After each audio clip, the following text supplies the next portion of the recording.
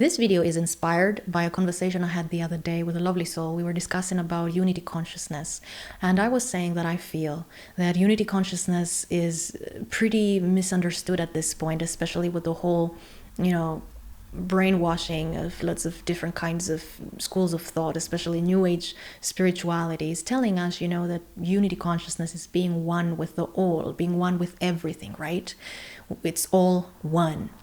And I used to entertain this perspective for quite some time in my own journey until I was given to understand a distinction that, however, makes all of the difference, especially if you are someone who is dealing with poor boundaries, if you're dealing with, like I was at the time, I had a psychic attack every other day, honey. And I was wondering what the heck is going on? Why is all of my cloaking, my shielding, why is it not working? It seems to work so well for everybody else, and it looks like I had the boundaries of very poor boundaries. But it wasn't really about that. It wasn't about boundaries. It wasn't that I didn't have boundaries. It was that the perspective that I had on unity consciousness, it was really saying, yeah, well, come in, everybody. You're all welcome. When the perspective, the premise that you're operating from is one that says the doors are open for everyone because after all, everything is one, it doesn't matter how much shielding you are doing if your program, your core belief that you have adopted is the one that says everybody can come in because we're all one, right? It's all love. Not so much. What I was given to understand, and it made all of the difference for me personally, is that unity means you are a representative of unity. It doesn't mean that you are seeking unity, or you should be seeking unity with those who come from separation, with those who represent separation. You cannot deny that there are two different camps, shall I say. And I'm not saying this in this us versus them perspective, but really, as a matter of fact, you see that there's people who are championing the one agenda and people who are championing the other agenda. And, some of us, we're all about that unity, and we don't seek to colonize or victimize another. And you see that there's other people who their whole life philosophy is based on people are to be conquered. If they are dumb enough to let you conquer them, then they've earned it. And it's all about, winning at the expense of someone else. How can you exist in unity with such a person who represents separation to such degree? It cannot work. It's a little bit like also with boundaries. People say you have to set boundaries with your narcissistic parents or boss or whatever. No, there's people who work from separation and force separation to such degree that nothing works. You cannot set boundaries with them. They will override them. You cannot say, I don't accept this. They will override it. It's really, you will close the door. They will push it open. They don't care. They don't care. It's separation. Really never taking the other as part of themselves. Really not considering the consequences of their actions. And so here you are trying to be from unity consciousness with these people or with various things out there in the world. I want you to understand, because that was what liberated me. So I want you to consider, at least, that you are here to be a representative and an anchor for unity consciousness. So you go ahead, you operate from unity consciousness. But when you see that another operates from separation consciousness, do not insist or expect or try to change them so that, or love them or unity enough with them, thinking that they will also start acting from unity. They will not.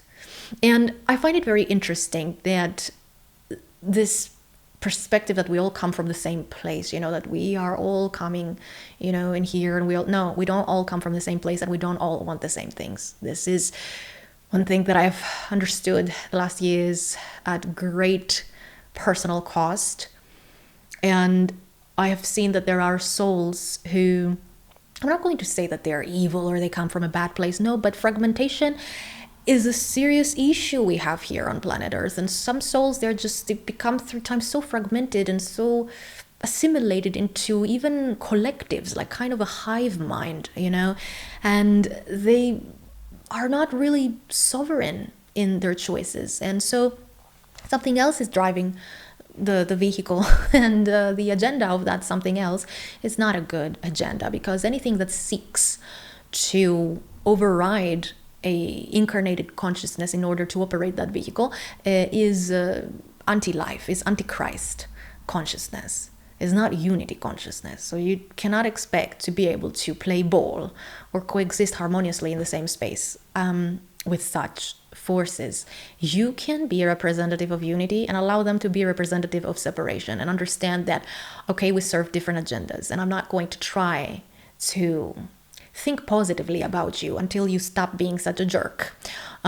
Keep showering you with love in hopes this will stick you back together. No, you have to work to stick your fragmented self back together. And there's people who are very happy in insisting not to work on themselves, not to do that. They like their fragmentation, they like their brokenness. It affords them all sorts of advantages and benefits. And it's just, this is who I am, right? Meanwhile, here you are, like stretching yourself like backwards to act from accountability and self-reflection, and working your darnest towards achieving greater integrity and self-mastery. Meanwhile, they're like, that's just who I am. Accept that everybody is just how they are, and that people come from different places at a soul level. I mean, and I really mean there are different soul groups. There's, especially here on planet Earth, and every time you say this, especially now with how this fake alien disclosure taking place, where now everybody's talking about aliens. Meanwhile, you know, channelers and psychics and star-seeded individuals, we've been talking about that since we were kids and we were being, you know, put in white straitjackets. But now everybody's talking about aliens. And so when you say here on planet Earth, there's actually souls from lots of different originations, like there's souls from the Pleiades, there's souls from Andromeda, there's souls from wherever the heck, and there are souls from constellations or places that are, you know, they have a certain mindset, a certain consciousness, a certain culture that is very anti-life. You have souls that come from Draco, you have souls that come from Antares, you have souls that come from, or even good souls, you might have, you know, hybridized souls that maybe came from places that operate mostly on benevolent agendas, that were maybe captured, tortured, hybridized, shifted into an abomination of what they used to be. And so you have all sorts of different kinds of beings here on this planet. Like, hello, it's about time that people wake up to the realization that not all souls here on this planet are earther souls. And each soul group, you know, they have different kinds of soul characteristics. It's, you know, I feel it's kind of dumb trying to put people like in lists of like, this soul group tends to be like that soul group tends to be this way. I think so many of us, we're travelers. Personally, I belong in a soul group that is called Blueprint Deliverer, and we are souls that actually hop. Like, I started in Lyra, but I've been to Andromeda, I've been to all sorts of different places. And so can you say that I'm a soul from Lyra? Yes and no. We are souls, many of us, that have been moving and hopping from place to place because we have different tasks and missions. And eventually we're here on planet Earth, and I personally have done 142 lifetimes here on planet Earth. And this is all information that has been revealed to me through my own personal connection and spiritual committee at a time when they felt that giving me this information actually was contributing to my journey and to my evolution. And I think that these are not information that are coming through just because you are curious about it. In fact, when this information came through for me, I wasn't even thinking about that stuff. I was very earth-centered, and I used to dismiss the term starseed. I still don't really call myself a starseed, but I do acknowledge the information that I've been given, that actually some of my first incarnations are in Lyra. And I did a video a while ago where I was talking, about some of my past life memories from the constellation of Lyra. It's a video that almost got buried here on YouTube, very few views, and that's all right, to be honest, because I know that a lot of people are extremely skeptical, and even vicious when it comes to discussions that are so taboo, even in the spiritual community. And so I'm trying to say, I guess, with all of that, that some soul groups, they have this incredible focus on assisting humanity, for example. And some soul groups see humanity as something that, you hear this narrative a lot in movies like The Matrix and stuff. And when I hear this, I'm always like, ugh, this is so reptilian kind of agenda and way of looking at humanity, where they say things like, humanity is a cancer and it needs to be eradicated because it destroys everything. No, the reptilian factions are destroying everything, and they're utilizing humans to do their dirty stuff. So it's not the humans, it's how you hybridized and tortured and shifted and changed that race of beings, and now you say that it's them the problem.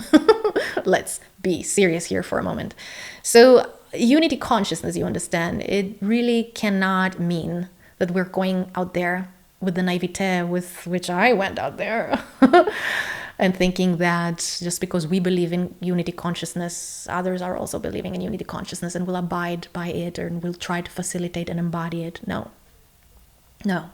We can try our best to embody it, and that's all we can do.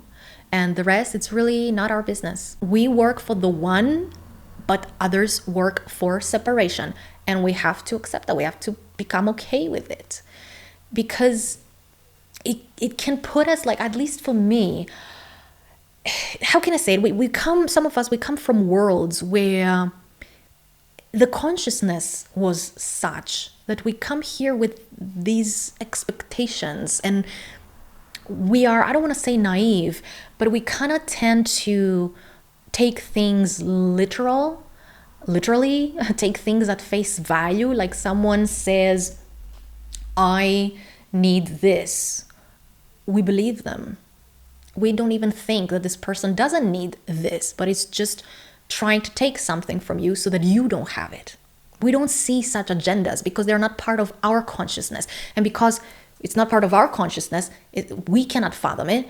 We completely don't consider that this kind of way of doing things doesn't exist at all. Meanwhile, it exists, and in this planet especially, it's alive and well. These kinds of colonizer and negative and anti-life, kinds of consciousness. And so I think this is a little bit of perspective shift that we need to have as heart-based individuals, as people who operate from unity consciousness and want to see unity consciousness anchored here as a reality on this planet. Because one thing is for sure, if we allow our naivete to actually take us out before our time, we are not going to be able to be here and do the mission that we came here to do, so as to see the unity consciousness as a reality here manifested on this planet Earth. So we got to be smart. We have to understand and learn to play with the terrain here and not allow ourselves to be taken advantage or abused, tormented, or even undone. All in the name of unity consciousness. I find that in the New Age spirituality, a lot of predators have been hiding, and they have been reversing and weaponizing unity consciousness narratives in a manner that serves them. There's a lot around forgiveness. There's a lot around, after all, we're all one. This narrative is only coming in when it comes to you forgiving a predator. It never comes in as in, hey, we're all one. Stop abusing me, stop torturing me, because actually we're all one. Abusing me is abusing you. No, these people, even if you tell them this, they couldn't understand it. They're just so far removed from unity consciousness. They live in such separation that they cannot entertain that. They cannot imagine it. They cannot even entertain that thought. And that's why you see it really doesn't cost them anything to continue to step on corpses if it gets them what it is that they want to get.